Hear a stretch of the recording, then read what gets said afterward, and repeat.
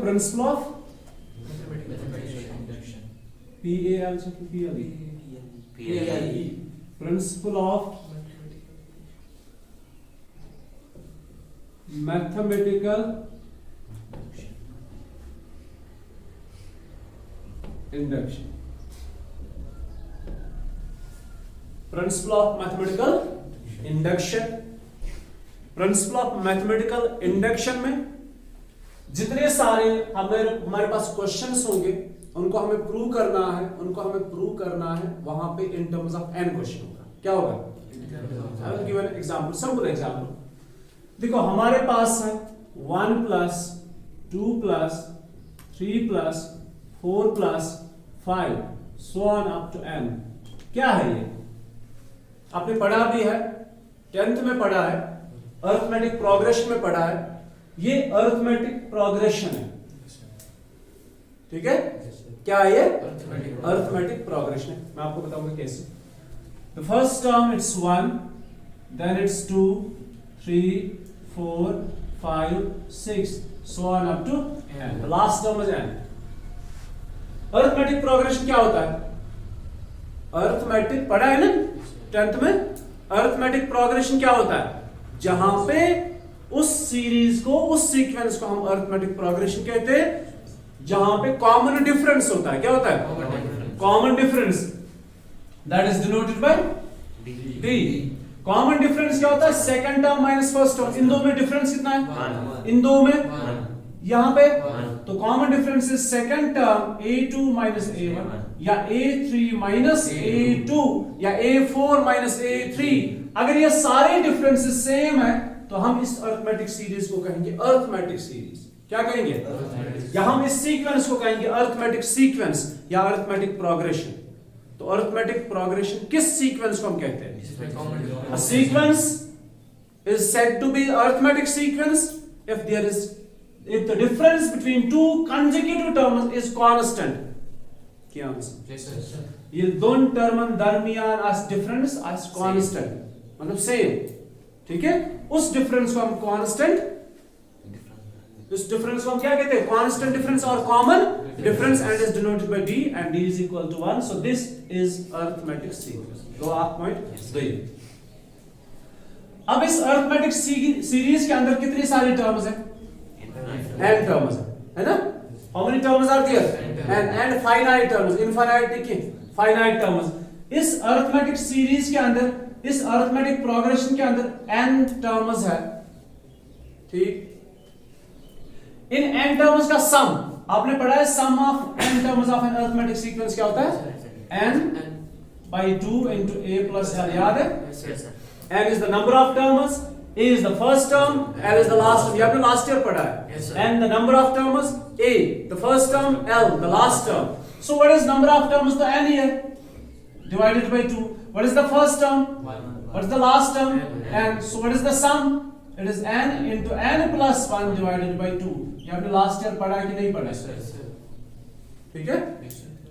तो सम of natural numbers, अब हम अरिथमेटिक को स्किप करेंगे, अब हम अरिथमेटिक नहीं पढ़ेंगे, हम ऐसा पढ़ेंगे ये नेचुरल नंबर्स है। कहां तक है? n तक। n कहां? n क्या है? Last term means it may be 10, it may be 100, it may be 1000, but finite. ठीक है? Sum of natural numbers up to n terms हमने लास्ट ईयर प्रूव किया है, ये होता है n into n plus 1 divided by 2। मैं बात कर रहा हूं प्रिंसिपल ऑफ मैथमेटिकल इंडक्शन।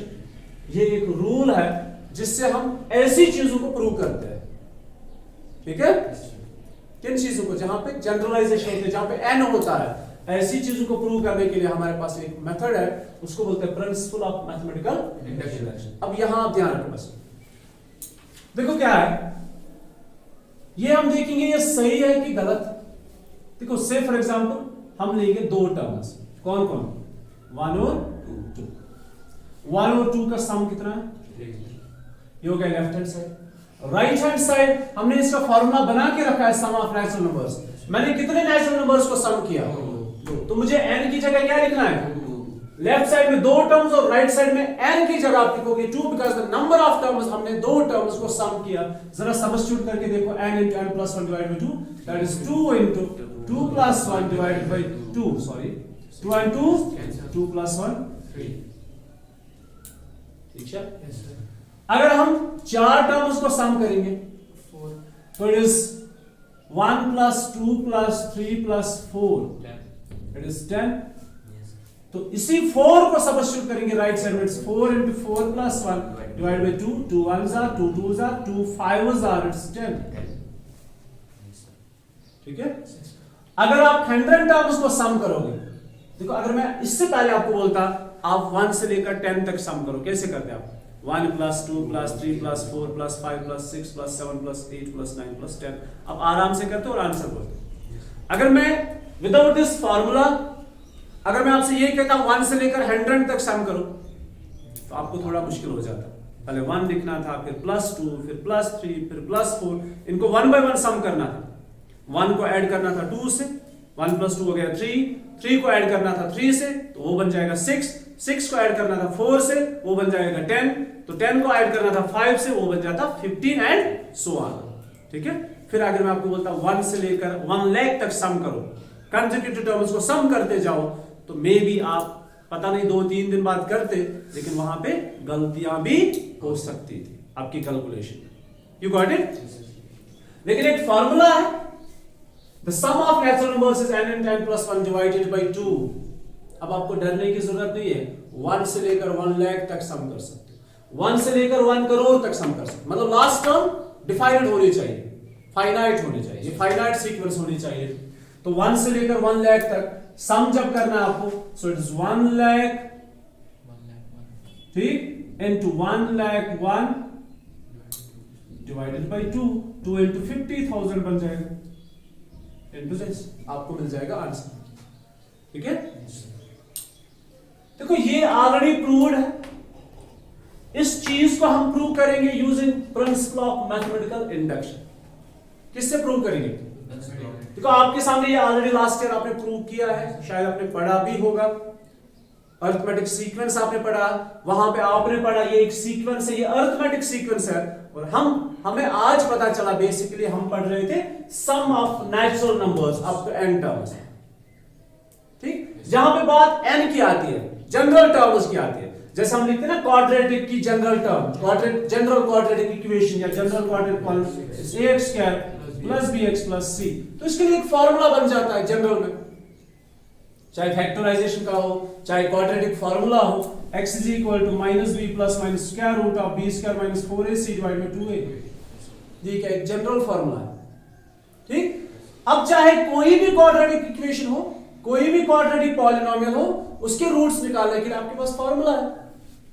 इसी तरह चाहे कितने भी टर्म्स को सम करना हो नेचुरल नंबर्स को, आपके पास एक फार्मूला है, उसमें सब्स्टिट्यूट करो, you get answer.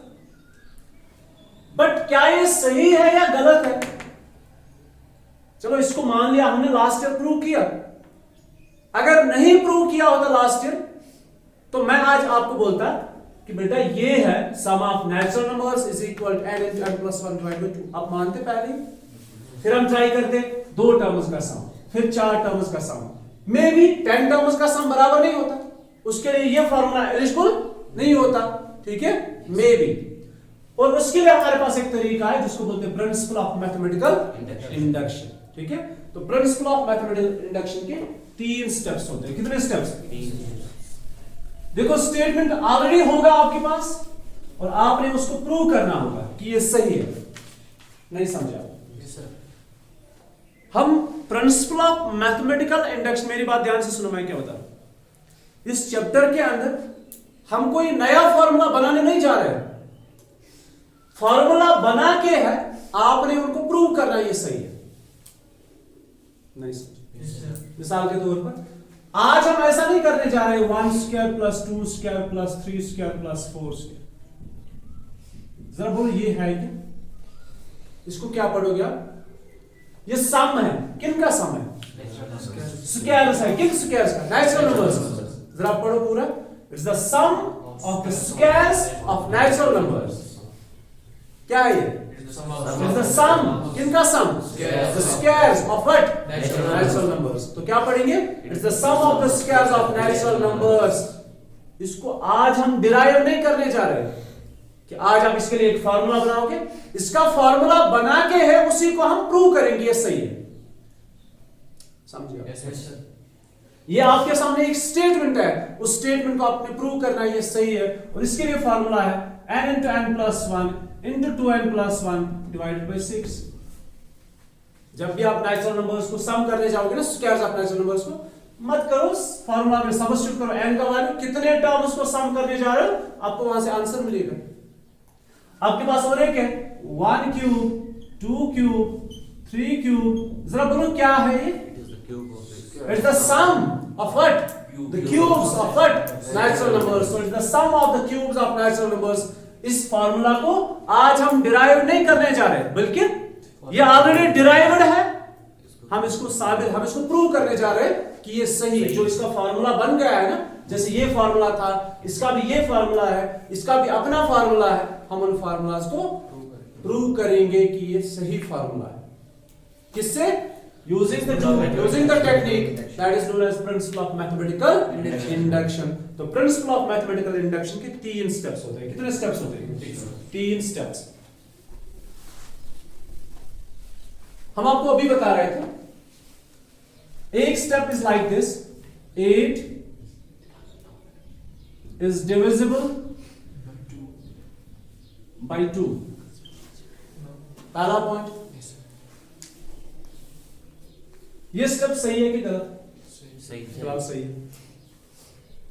A number which is divisible by 2 is an even number। ठीक है? पहला स्टेप क्या है? 8 is divisible by 2। दूसरा क्या है? वो नंबर जिसको 2 से डिवाइड करते हैं उसको इवन नंबर कहते हैं।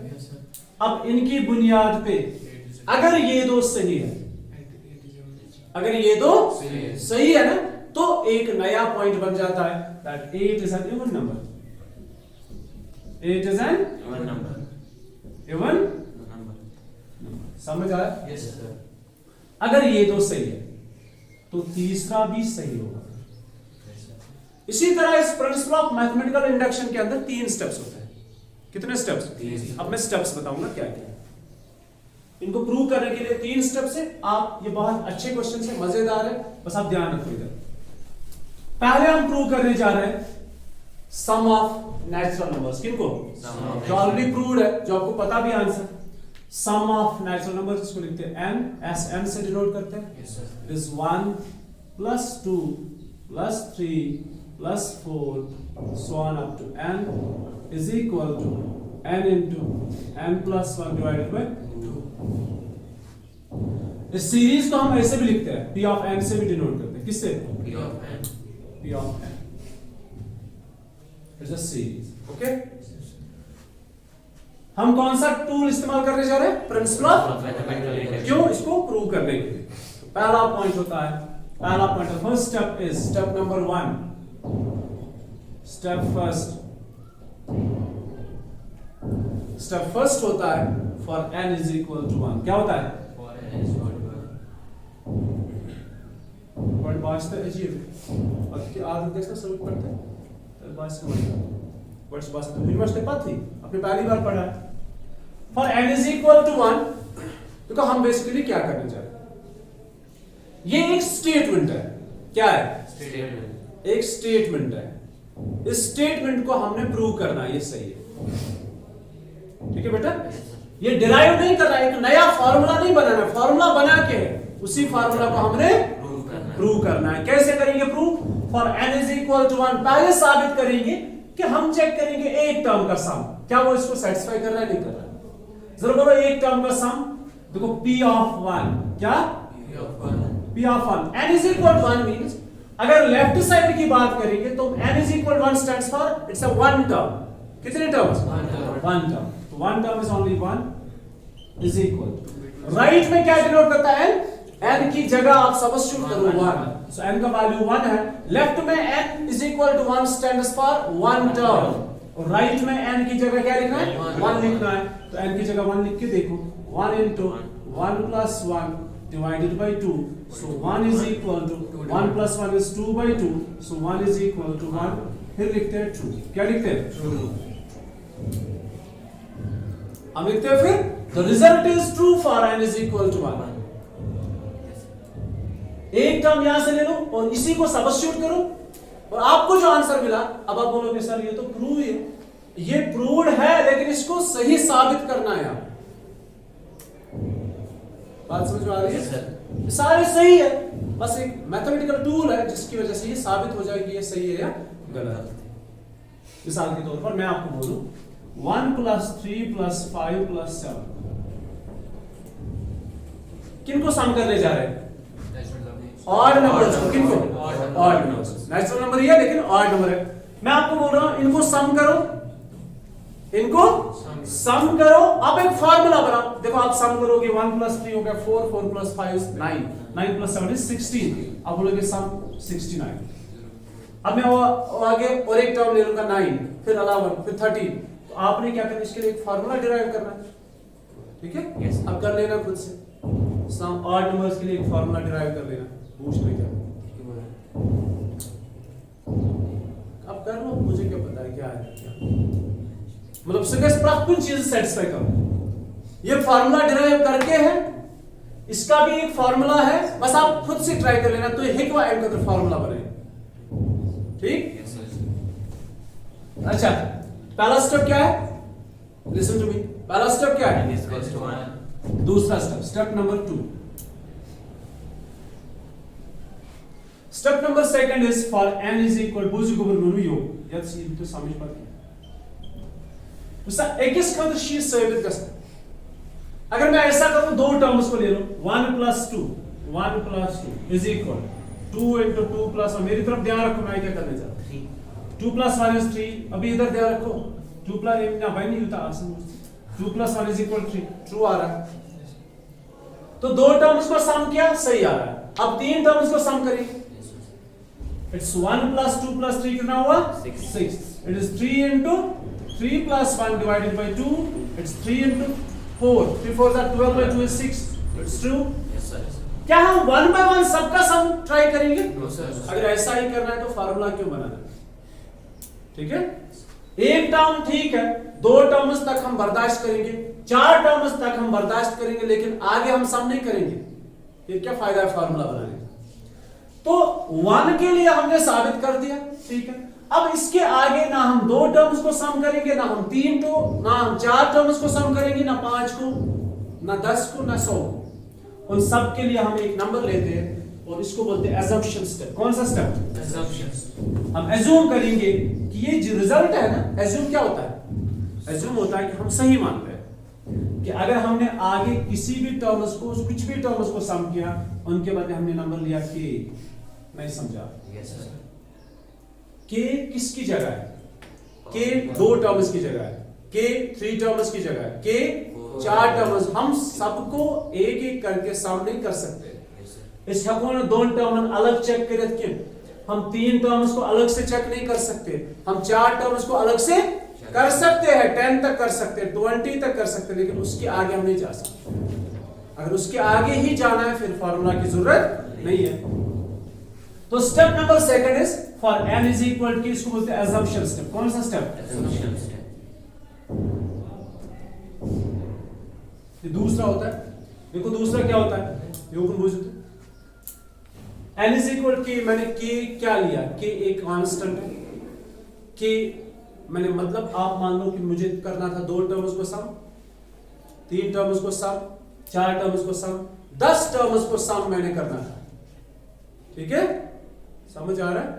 तो मान लो हमने सही इसको मान लिया, एज्यूम किया ये सही है। देखो अब इस स्टेप में क्या करना होता है, ये बहुत आसान है, पहली बार पढ़ रहे हो तो इसीलिए थोड़ा मुश्किल लग रहा है। For n is equal k, जहां पे n है वहां पे क्या लिखोगे? k। तो it's p of k is 1 + 2 + 3 + 4 so on up to k, n की जगह k is equal to k into k + 1 divided by 2। और इसको ट्रू मानना है। क्या मानना है? True. and its result is true for n is equal to k। जैसे यहाँ पे सही माना ना, इसी तरह यहाँ भी सही माना, result is true for n is equal. अब ये k कौन है? ये मैंने अभी किया था ना 2 टर्म्स को सम, वो सही आया कि नहीं आया? मैंने किया था ना 3 टर्म्स को सम, वो भी सही आया। मैंने किया था 4 टर्म्स को सम, वो भी सही आया नहीं आया? देखो 4 टर्म्स को सम करो, इट्स 1 + 2 + 3 + 4 is 10 है कि नहीं है? और यही 4 यहां से सब्स्टिट्यूट करो, 4 × 4 + 1 divided by 2, 2 2s are 2 5s are 10, it's true. अब मैं सारे एक एक करके नहीं लिख सकता, मैंने उनकी जगह क्या लिखा? मान लो मैंने 100 तक पढ़ा है, 100 तक। ये फार्मूला कहां तक बना है? मान लो ये फार्मूला 100 टर्म्स तक बना है, वहां तक मैंने एक एक करके इनको साबित कर दिया। पहले 2 टर्म्स, फिर 3 टर्म्स, फिर 4 टर्म्स, मतलब k टर्म्स तक। k मींस 100 तक मैंने इसको साबित करके रखा है कि ये फार्मूला सही बन रहा है। अब हम तीसरा स्टेप प्रूव करने जा रहे हैं, दैट्स मोस्ट इंपॉर्टेंट स्टेप, और वही इसका प्रूफ होता है। यहां ध्यान, तो मैथमेटिकल इंडक्शन के अंदर पहला स्टेप क्या है? For n is equal to 1 result is true. दूसरा स्टेप क्या होता है? assumption step. एज्यूम करते हैं, क्योंकि k का तो कोई वैल्यू ही नहीं हमें पता है, ठीक है? तो k का वैल्यू हमने एज्यूम कर दिया, ये कोई वैल्यू है और इसमें जो रिजल्ट आ रहा है वो सही है। तो देखो सेकंड स्टेप में क्या करना है, जहां पे n है वहां पे क्या लिखा? k लिखा, सिंपल। अब ये 2 स्टेप्स की बुनियाद पे तीसरा स्टेप प्रूव होगा। जैसे अभी बोला मैंने 8 is divisible by 2, any number divisible by 2 is an even number, so 8 is even number. Similarly, अगर ये 2 सही है तो जो तीसरा स्टेप है वो इनकी बुनियाद पे प्रूव होगा। अब देखो तीसरा स्टेप क्या है, द मोस्ट इंपॉर्टेंट स्टेप, मेरी तरफ ध्यान। मान लो हमने 100 तक एक एक करके हमने 100 टर्म्स तक इसको साबित कर दिया कि ये फार्मूला सही है। क्या 100 से आगे भी ये सही होगा? 100 क्या है? मतलब k। 100 क्या है? k। वो 2 टर्म्स क्या है? k। वो 3 टर्म्स को मैंने सम किया, k। वो 4 टर्म्स को मैंने सम किया, वो 20 टर्म्स को मैंने सम किया, वो 100 टर्म्स को मैंने सम किया, तो उनकी सबकी जगह मैंने क्या लिया? k। और हमने एज्यूम कर दिया हर जगह पे सही। अब तीसरा होता है कि अगर एक मैथमेटिशियन ने या हमने अगर 100 तक साबित कर दिया कि ये फार्मूला सही है, क्या 100 से आगे भी ये सही होगा? अगर k तक सही है तो 100 से आगे क्या है? 101। अगर k तक सही है तो k से आगे क्या है? k + 1। ये तीसरा स्टेप होता है, the most important step for this, और यही हमने प्रूव करना होता है। पूछो नेक्स्ट में क्या करना है? So this substitution. सेकंड में मैंने क्या किया? कुछ भी नहीं किया, बस n की जगह k लिया। 1 + 2 + 3 + 4 so on up to k + 1 is equal n की जगह k + 1। then k + 1 + 1 कितना हुआ? k + 2 divided by 2। तो k + 1 टर्म्स के लिए फार्मूला क्या बन रहा है? k + 1 k + 2 divided by 2। लेकिन यहां पे देखो इस स्टेप में हमें डायरेक्ट सब्स्टिट्यूशन नहीं करना होता है, बल्कि इस चीज को हमने प्रूव करना होता है। ये तो मैं याद करना k n = k, सीधे मैंने n की जगह k लिखा। तीसरे स्टेप में n की जगह डायरेक्टली आपको k + 1 नहीं लिखना है, इस चीज को हमने प्रूव करना होता है। अब देखो प्रूव कैसे करेंगे, क्या प्रूव करना है, इसको लिख के रखो। क्या हमने प्रूव करना है? k + 1, n की जगह k + 1 एंड n की जगह k + 1 + 1 इट्स k + 2। ये हमने प्रूव करना है। अगर हमने ये प्रूव कर दिया ना, जो मैं अभी करूंगा ना, अगर उसमें रिजल्ट ये आया ना, तो आप मान लो प्रिंसिपल ऑफ मैथमेटिकल इंडक्शन से ये जो फार्मूला बना है, बाय यूजिंग दिस टूल हमने साबित कर दिया कि ये हर एक नंबर के लिए ये फार्मूला सही है। तो प्रूव क्या करना है? ये हमें आंसर निकालना है। देखो for n = k + 1, for n = k + 1, देखो हमने क्या लिखा? p of k + 1, ये है ना? इस सच दैट पहले हमारे पास टर्म्स कहां तक थी? 1 + 2 + 3 + 1 up to k तक था हमारे पास। Yes sir. नहीं समझ? Yes sir. प्रीवियस स्टेप में कहां तक था? k तक। अब हमने क्या किया? और एक टर्म को ऐड किया। मान लो हमने 100 तक किया था, अब 101 भी ऐड करेंगे, देखेंगे फार्मूला सही आ रहा है नहीं आ रहा। तो हमारे पास अगर k तक था और एक टर्म को ऐड करेंगे, ठीक है? k तक जो था वो फार्मूला क्या था? k × k + 1 divided by 2। मान लो अगर मैंने ऐसा किया था 1 + 2 + 3 + 4 किसके बराबर आया था? 10 के बराबर। अब और एक टर्म, मानो ये k तक है, अब और एक टर्म को हम ऐड कर रहे हैं तो ये k तक है, कितना सम आया? मतलब k तक ये सम है बेसिकली, एक नंबर है जब आप वैल्यूज को समझ सकते हैं। तो ये 10 है। अब इसके बाद और एक टर्म को ऐड करना है, कौन सी टर्म है? k + 1 मतलब 4 + 1। वो टर्म कौन सी है? 5 है कि नहीं? ये न्यू टर्म है। तो इस 5 को क्या मैं इधर से ऐड करूं कि दोनों साइड से? दोनों साइड से ऐड करना है, तब जाके इक्वेशन बैलेंस होगी। तो यहां से भी इसको ऐड करना है। अगर यहां तक था ऑलरेडी और यहां तक का सम ये था तो मैंने और एक टर्म को ऐड कर दिया, तो और एक टर्म को k तक का सम कितना था? k × k + 1 डिवाइडेड बाय, हमने अगर यहां से ऐड कर दी, पूरा बोलिए, हमने अगर यहां से ऐड किया k + 1 तो इस k + 1 को राइट से भी ऐड करना, यहां से भी ऐड करना। समझ आया? Yes sir. अब प्रूव क्या करना है? k + 1 × k + 2 डिवाइड बाय 2, ये आंसर आना चाहिए। अब जाके करो आप क्रॉस मल्टीप्लाई। देखो क्या करना है, यहां पे ध्यान, कोशिश करो जितने कॉमन फैक्टर है वो निकालो। जरा बोलो कॉमन फैक्टर है कोई? k + 1 है, बचा क्या? k/2 + 1, it's k + 1 k + 2 and cross multiply divided by 2, so what's the answer? यही निकालना था। Yes sir. तो पहले स्टेप में n = 1, जहां जहां n है वहां पे 1 लिखो, आपको आंसर मिलेगा। सेकंड स्टेप में जहां जहां n है वहां पे k लिखो, आपको आंसर मिलेगा। और लास्ट स्टेप क्या होता है? लास्ट स्टेप में आपको डायरेक्ट सब्स्टिट्यूशन नहीं करनी होती। लास्ट स्टेप में आपने जितना प्रूव किया है उसको और एक टर्म ऐड करनी है, वही टर्म आपने राइट साइड को भी ऐड करना है। तो दोनों साइड से एक नई टर्म को ऐड करना है और फिर साबित करके देना है ये। और ये आपको पता है, ये आपको कहां से पता है? ये यही साबित करना है?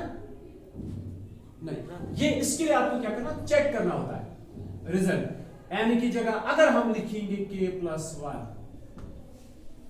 तो क्या छड़ो आंसर मस्त पता तो क्या छु पता मैं यू ही करूं m खतरो इस पे चेक करा।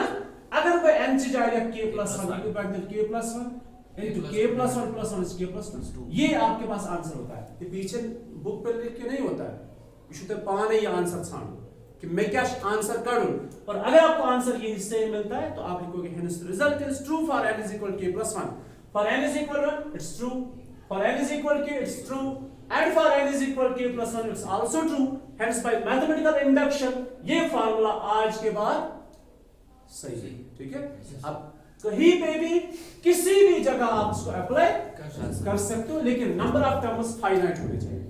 क्लास नंबर जो है फाइनाइट होना चाहिए, डेफिनेट नंबर होना चाहिए। Got my point? So this all for today, बाकी को इंशाल्लाह